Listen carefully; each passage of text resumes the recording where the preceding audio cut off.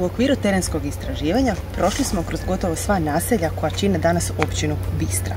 U Oborovu Bistranskom Verica Prša govorila nam je o tome kako se nekada prala narodna nošnja i sjetila se malo i Copernica.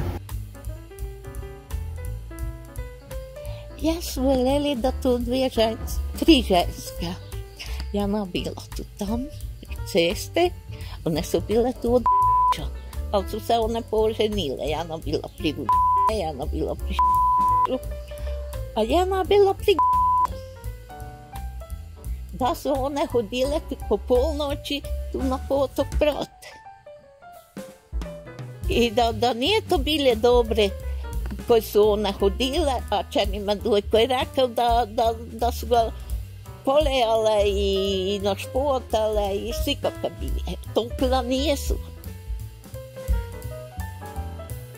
Verica nam je govorila i o narodnoj nošnji i tkaninama. Nošnja se ne pegla, nošnja se Ruhlja. Kak to ide? To vam se stol mora očistiti, morate izbiti korito, kak smo prije prali na potoku. I onda minčanjak ispod kao drvo.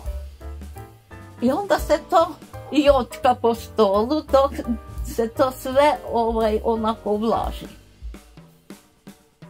Onda kad se to navlaži, to se složi, onda se spoveže i tak, ali se mora posušiti onda kad se složi, tako da ne poplesni. Kaj tu imamo, Vero, kaj je to? To je kokot. Kokot? Oros, vi velite. Bila su kola i kad prek koli su bili ormari i onda se to na ormare gore na vrata stavilo, da nije kola prazna. I zato imajte na umu. Kad nešto želiš, ne mora odmah biti. Dođe prilika da ti se podari. Toliko od Verice. Hvala što ste bili s nama.